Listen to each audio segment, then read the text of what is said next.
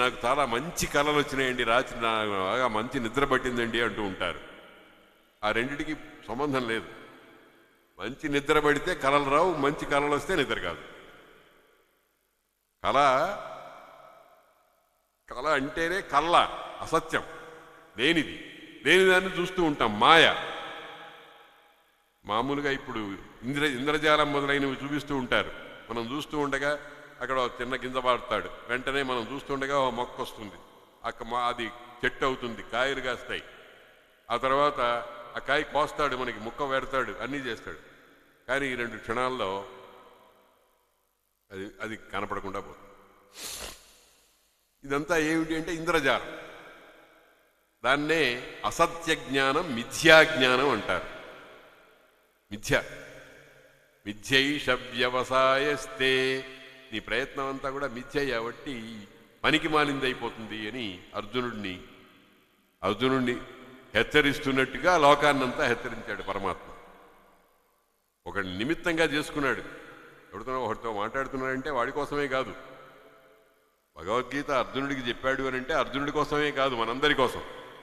అదే చెప్పారు, పార్థో వత్స సుధీర్భోక్త. ఆవు పాలు తీసుకునేటప్పుడు చేపు రావడానికి మొట్టమొదటి దూడని కాసేపు అక్కడ అట్ట పెడతాం.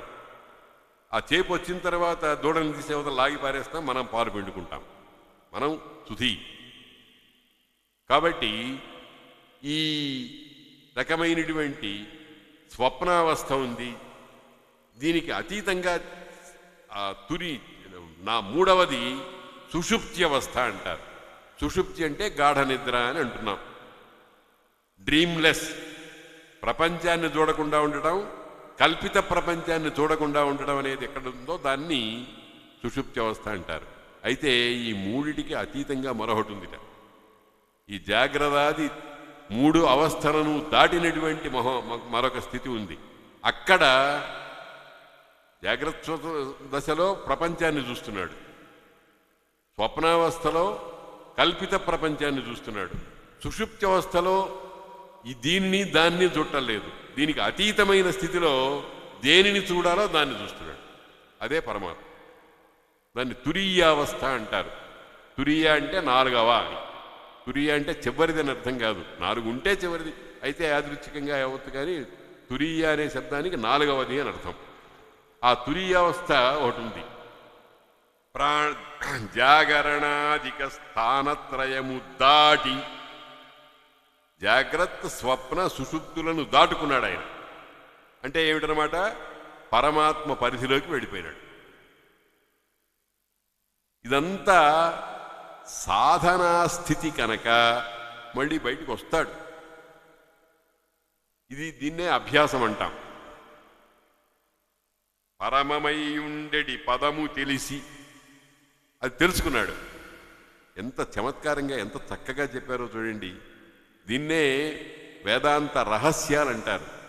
పరమమును చేరుకున్నాడనల్లా, జాగ్రత్తాది స్థితులు 3ంటిని దాటుకొని పరమమైన పదము ఒకటి ఉంది అని తెలుసుకున్నట్ట.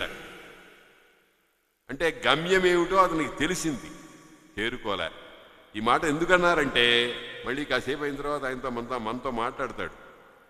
అక్కడికి పరమపదం చేరుకుంటే మళ్ళీ తిరిగి రావడం మొదలైనవేమి ఉండవు. యద్గత్వా న నివర్తంతే తద్ధామ పరమమ్మమ అన్నారు భగవంతుడు. ఎక్కడికి వెళ్ళిన తర్వాత మళ్ళీ తిరిగి రావటం అంటూ ఉండదో అది నా పరమస్థానము. అక్కడికి చేరినవాడు మళ్ళీ తిరిగి రాడు. మరి ఇప్పుడు ఈయన ఏం చేస్తున్నారు, అది ఒకటి ఉంది అని తెలుసుకున్నట్ట. అది చాలా గొప్ప సాధనలో చివరి మెట్టే కానీ ఇంకా గమ్యం ఉంది కొంచెం దూరంలో. కాబట్టి జాగరణాధిక స్థానత్రయము దాటి పరమమై ఉండెడి పదము తెలిసి బ్రహ్మభూతత్వ సంప్రాప్త్య విక్రియుడై, బ్రహ్మభూత అయిపోయేటువంటిది. బ్రహ్మభూతం అంటే అర్థం ఏమిటి? మనకు వేదాంత శాస్త్రంలో ఒక మాట చెబుతారు, ఏంటంటే బ్రహ్మవిత్ బ్రహ్మైవ భవతి. బ్రహ్మజ్ఞానము కలిగిన వాడు బ్రహ్మమే అయిపోతాడు. ఇక్కడ కొంతమంది కోసం నేను ఒక మాట చాలా స్పష్టంగా చెప్పవాలి. ఏంటంటే బ్రహ్మ వేరు బ్రహ్మము వేరు. బ్రహ్మ అంటే సరస్వతీదేవి గారి భర్త, 4 ముఖాలు ఉన్నటువంటి వాడు. ఆ 4 ముఖాలతో సృష్టినంతా చేస్తున్నవాడు. 4 ముఖాలతో 4 వేదాలని సరస్వతీ రూపంలో బయటకు వెలువరించినవాడు. 7 లోకాలు పైన ఉన్నాయని చెప్పేటువంటి 7 లోకాల్లో చిట్ట చివరిదైనటువంటి సత్యలోకం అధిష్టానంగా కలిగినవాడు, హంస వాహనంగా కలిగినటువంటి వాడు, నారాయణుని నాభికమలము నుండి పుట్టినటువంటి వాడు. ఆయన గారి పేరు బ్రహ్మ. బ్రహ్మము అంటే మామూలుగా పురుష సూక్తంలో ఒక మాట చెప్తున్నారు మన వాళ్ళు, పాదో అస్య విశ్వభూతాని త్రిపాదస్య అమృతం దివి అన్నారు. ఆ పరమ పురుషుడున్నాడే పరాత్పరుడు, పురుషుడు. పురుషుడు అంటే మగవాడని అర్థం కాదు, ఇక్కడ పూర్ణుడు అని అర్థం. లేకపోతే పురి సేతే ఇది పురుష. పురి అంటే దేహం, ఈ దేహంలో ఉండేవాడు పరమాత్మ. ఆ పరమాత్మ యొక్క స్థితిని ఏం చెప్పారంటే పాదోస్య విశ్వభూతాని.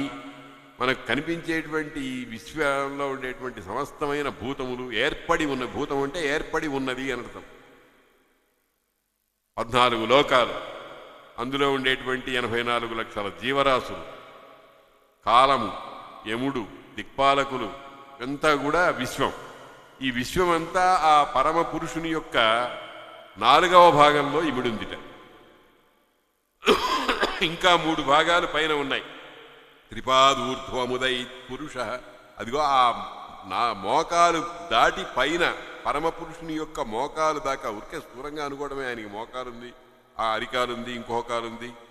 వాడెవడో తమాషాగా అడిగాడు, మనకి ఎన్ని కాళ్ళు ఉంటాయి అని. అంటే ఎన్ని కాళ్ళు? 2 కాళ్ళు ఉంటాయి అందరికీ. 2 కాళ్ళ కంటే ఎక్కువ ఉంటే వాడు జంతువు అని సమాధానం చెప్పాడు. కాదు కాదు, మనకి 6 కాళ్ళు ఉన్నాయని. మోకాళ్ళు, అరికాళ్ళు, కాళ్ళు అని ఏదో సినిమాలో చమత్కారంగా చెప్తూ ఉంటారన్నమాట. కాబట్టి ఈ పరమాత్మ యొక్క స్వరూపంలో మోకాలి దాకా అనుకొని మన తత్వాన్ని బట్టి ఒక అవధి ఏర్పాటు చేయాలంటే మన మోకాలు దాకా ఉంది. ఆ పైన 3 ఇంతలుందిట. త్రిపాద్ ఊర్ధ్వముదై పురుష. ఆ పురుషుణ్ణి బ్రహ్మము అని అంటారు. ఈ మోకాలతో లోపలికి కూడా కలుపుకొని, అంటే ఏకపాదము జగత్తు విశ్వం, 4 పాదాల సమాహారము పరమాత్మ. దానిని బ్రహ్మము అంటారు. బ్రహ్మ వేరు బ్రహ్మము వేరు. అందుకనే అన్నమాచార్యుల వారు బ్రహ్మ కడిగిన పాదము అని బ్రహ్మము తానే అయి పాదము అన్నారు. కాబట్టి బ్రహ్మము వేరు బ్రహ్మ వేరు.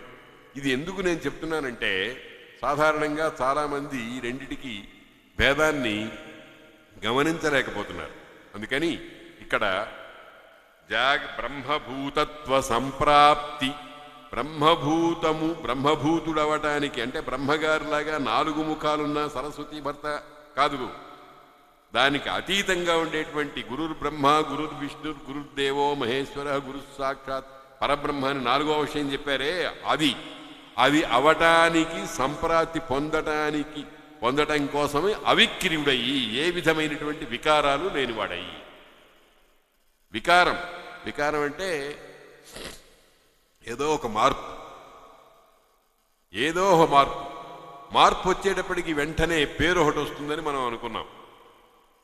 బియ్యం గింజల్ని ఎసట్లో పోసి ఉడికించిన తర్వాత మనం వేసింది బియ్యం, మనకి తయారైంది అన్నం. అంటే బియ్యమే అన్నముగా మారింది. వాచారంభణం వికారో నామధేయం. బియ్యం అనేటప్పటికీ, అన్నం అనేటప్పటికీ బియ్యము స్థితి పోయింది, అన్నము స్థితి వచ్చింది. ఆ అన్నము అనేదానికి పాలు మొదలైనటువంటివి కలిపి పాయసం చేస్తే అన్నం అనే పేరు పోయింది, పాయసం అనే కొత్త పేరు వచ్చింది. ఇట్లాగా సృష్టి అంతా కూడా ఏదో ఒక మార్పు వస్తూ ఉంటుంది. వికారం అంటారు దాన్ని. అటువంటి వికారాలు ఏమీ లేకుండా ఉన్నాడు. వికారం ఏం చేస్తుంది మనకి తెలుసు. వికారం ఏం చేస్తుంది? ఏదో డోకు వచ్చినట్టు ఉంటుందండి అంటాం. అంటే లోపల ఉండేటువంటి తిన్న ఆహార పదార్థాన్ని అంతటినీ కూడా దాన్ని ఏదో ఒక కస్మెలంగా చేసి నోట్లో నుంచి బయటకు వచ్చేట్టుగా చేస్తుంది. వికారము అపేక్షణీయం కాదు, వికారం రాకూడదు, వికారాన్ని మనం కోరకూడదు. అందుకని అవిక్రీయుడయ్యి, ఏ వికారములు లేనటువంటి వాడై, అతి దీర్ఘ జటలు తన్నావరింప, ఆ వికారము లేకుండా ఉండడం అనేటువంటి దానికి ఒక చిన్న సంకేతం చెప్పారు. అతి దీర్ఘ జటలు, ఆ చాలా పెద్దమైనటువంటి దీర్ఘమైన పొడవైనటువంటి జటలు ఆవరించిపోయినాయి. అన్ని వైపులా ఆ జుట్టు పెరిగిపోయింది. జుట్టు పెరిగిపోవటం అంటే ఏమిటంటే, జటలు అనేటువంటిది మనం మామూలుగా కేశ సంస్కారము అని అంటాం. కేశ సంస్కారం అంటే జుట్టుని చక్కదిద్దుకోవటం. ఈ చక్కదిద్దుకోవటం అనేటువంటిది చేస్తూ ఉంటే దేహం మీద మనకు అభిమానం పెరుగుతూ ఉంటుంది. అందుకని దాని మానాన దాన్ని వదిలిపెట్టేసేయటం. జుట్టు పెరుగుతూ ఉంటుంది. మనకి 3 ఉన్నాయి: కేశములు, నఖములు, దంతములు. ఈ మూడింటిని మనం జాగ్రత్తగా గమనిస్తే వీటిల్లో ప్రాణశక్తి ఉందా లేదా? ప్రాణశక్తి ఉన్న చోట దానికి ఏదన్నా ఆఘాతం జరిగితే బాధ కలుగుతుంది. అంటే దానికి ఏదైనా దెబ్బ తగిలితే, కత్తి పెట్టి కోస్తే బాధ కలుగుతుంది. ఆ బాధ కలిగితే మనకు తెలుస్తుంది. కానీ జుట్టు కత్తిరిస్తాం, బాధ ఏం కలగటంలే. అయితే జుట్టులో ప్రాణశక్తి ఉందా లేదా? లేకపోతే దానికి ఉపచయ అపచయాలు ఎట్లా వస్తున్నాయి? పెరగటం తరగటం అనేవి ఎట్లా వస్తున్నాయి? ప్రాణశక్తి లేకపోతే పెరగటం అనేది ఎట్లా సంభవిస్తుంది? ప్రాణశక్తి ఉంది, కానీ తక్కిన చోట్ల ఉండేటువంటి ప్రాణం వంటి ప్రాణం లేదు. అలాగే గోళ్ళు కత్తిరించుకుంటూ ఉంటాం. కత్తిరించుకున్నప్పుడు మనకేం ఏదో శరీరంలో ఒక భాగం కోస్తే మంట కలిగినట్టుగా, లేకపోతే రక్తం వచ్చినట్టుగా రావటంలే. అలాగే దంతాలు ఊడిపోతూ ఉంటాయి. అందుకనే చమత్కారంగా ఒక ఆయన చెప్పారు, కేశములు, దంతములు, నఖములు స్థానభ్రంశము పొంది రాణింపవు. ఇవి ఉండవలసిన చోట ఉంటేనే వాటికి గౌరవం. నోట్లో ఉంటేనే ఉన్నంత వరకే పళ్ళు, వాటిని రోజు సంస్కారం చేస్తూ ఉంటాం. మంచి పేస్ట్ తీసుకుని, బ్రష్ తీసుకుని దాన్ని తోమి చేస్తూ ఉంటాం. ఊడిపోయిన దంతాన్ని కూడా చిన్న బరిణలో పెట్టుకుని తోముతామా? స్థానభ్రంశము పొంది రాణింపం. అలాగే జుట్టు